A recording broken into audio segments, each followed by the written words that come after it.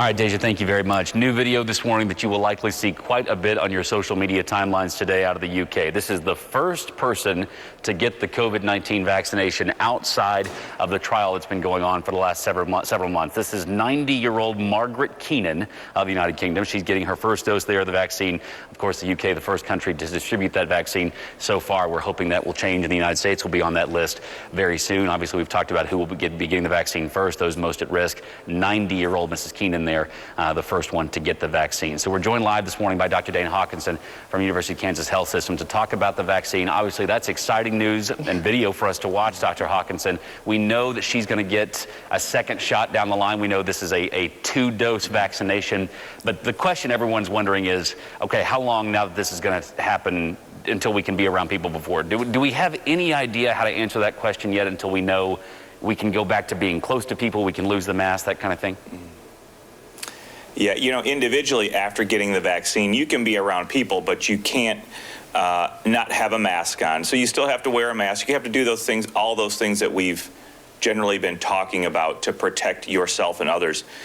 For the general population and in large terms, you know, I don't think that we really expect or the, you know, Dr. Fauci or any of the CDC or the NIH expect really life to go back to normal, say like 2019, you know, until much later in the summer or the fall when you can get those mass vaccinations out. And we still don't understand what that'll look like. So there are still a lot of questions there. But I think just getting the vaccine, especially for these first few months, it's really not going to change a lot. And a lot of the recommendations will not change as far as masking, not meeting in large groups, distancing, and all of those things.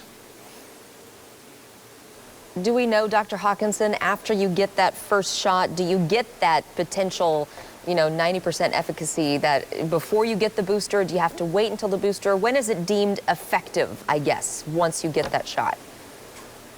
Yeah, you know, unfortunately, a lot of people are waiting for those types of data points on exactly when. You should get some immunity to start to build up that priming stage. You know, we know after the first hepatitis A vaccine that you get, that's a two-dose series as well, that most 85% or more of people will have antibodies and build up immunity to that. We don't really have those questions answered for the influenza vaccine. And of course, just like you said, you're probably going to be getting that second dose 21 or 28 days after the first dose.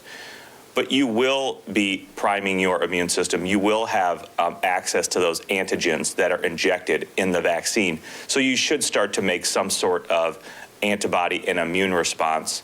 But then with the second vaccine, that's when you will probably have more of that full protection and that high amount of protection that we've seen in the news media stories. But we really are still all waiting for all of those important data points right now. It's hard to wait, that's for sure. Yeah. Is there anything else we know? Go ahead, Taylor.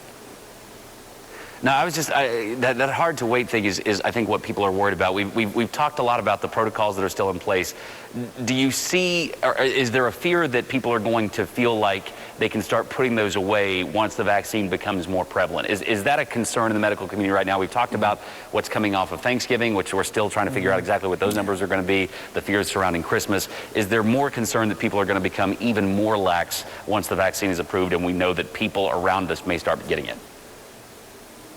Yeah, absolutely, 100%. But we have a track record to show that. We saw that after the first stay-at-home orders, you know, way back in the spring. People thought, well, now the stay-at-home orders are done, we can go out and do what we want. That wasn't the case. We saw that the holidays came in the summer. People were out. We saw plenty of pictures and videos of doing that thing.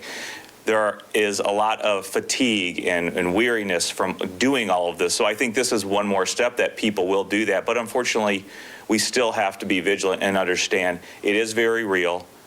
You can get the disease and you may be okay, but you can certainly spread it to people who may not be okay and who are of those vulnerable populations.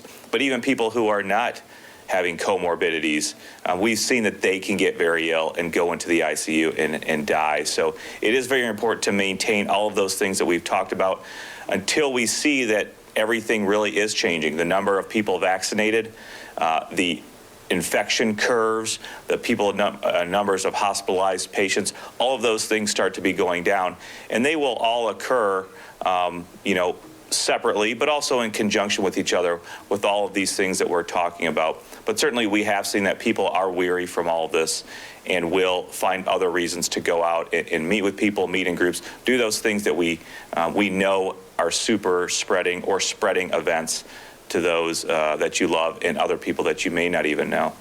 And this morning's vaccination, first step in a very long journey, it sounds like. Dr. Hawkinson, thank you for joining us this morning. If you have any questions about the vaccine for Dr. Hawkinson, reach out and let us know. We'll try to get those answered live on air. He joins us every Tuesday here on 41 Action News Today. We're grateful for that. We'll be right back.